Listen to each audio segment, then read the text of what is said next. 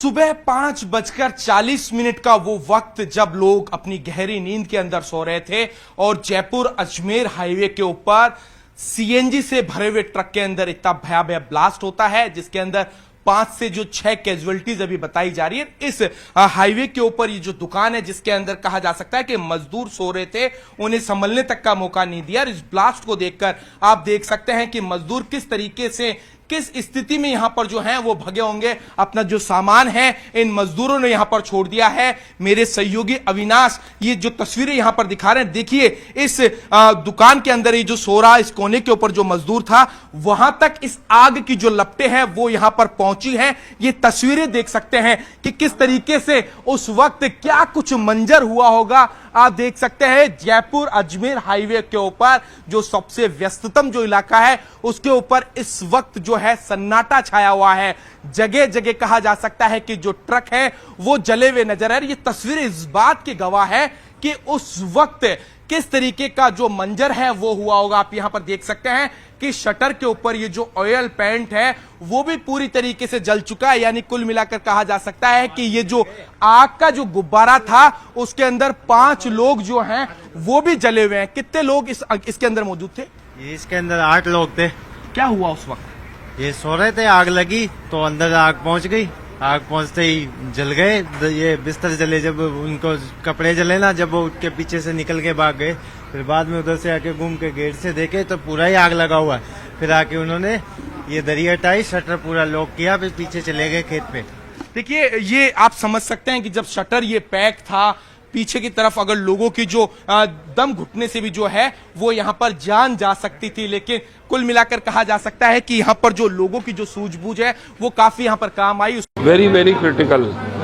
हमारा Joe Burns वाला, जो ये क्रिटिकल बर्न्स वाला जो हमारा वार्ड है, ये करीबन इसमें अभी 5 बेड्स बचे हुए हैं। इसके अतिरिक्त हमने 40 बेड का एक और हमने कमरा रेडी कर लिया है। अनुमान ये है कि अधिकांश लोग जिनका ये हादसा में जो ज्यादा गंभीर थे, छोटे मोटे बर्न्स वाले तो वो आसपास उन्होंने उपचार करा लिया है। अब संख्या कम आने के हमें इसकी आशंका है। सर और कोई अतिरिक्त जमात को अलग से टीमें लगाई गई और कोई? हमारे वहाँ पर हमारे जो पुलिस की टीम है, उस एरिया के जो एसपी हैं, एडीएम हैं, सब सुबह से जैसे ये हादसा हुआ वो एक्टिव हो गए।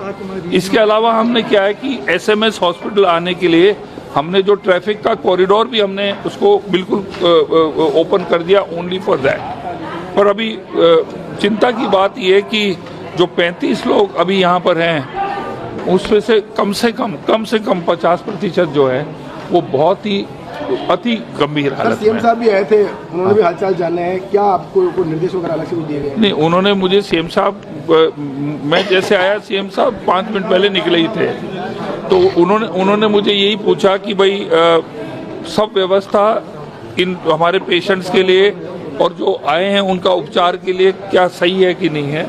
तो मैंने कहा कि हमारे जितने भी हमारे जो डॉक्टर्स जो थे, हमने जो नर्सिंग स्टाफ था, हमने उनको घरों से बुला लिया है। देखिए हमें जो है वहाँ का जो फिगर्स जो हैं और वहाँ की जो हमारे पास जो सूचना है वो हमें वहाँ के एडीएम और पुलिस के जरिए हमें मिल रही है।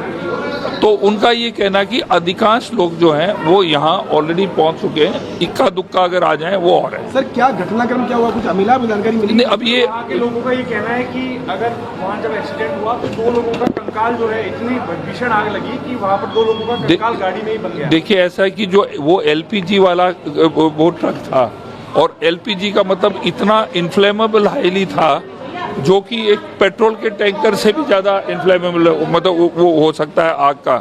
तो वो जो टैंकर का जो बस्ट हुआ, अभी मेरे पास सुबह हम बात कर रहे थे, बस जो थी 2 गाड़ियां छोड़ के, उन्होंने कहा कि वो जो धमाका जो हुआ, जो आग की जो लपटें उठी हैं वो बहुत ही ज्यादा थी। अब वहाँ पर एक पेट्रोल पंप है, पता नहीं उसके अंदर आग लगी नहीं लगी वो हमें मालूम नहीं है। पर अभी जो अब इतना मैं कहना चाहूँगा, जो लोग यहाँ पर भर्ती हैं अभी, उसमें से बहुत मतलब 50% से ज्यादा लोग अति गंभीर हैं।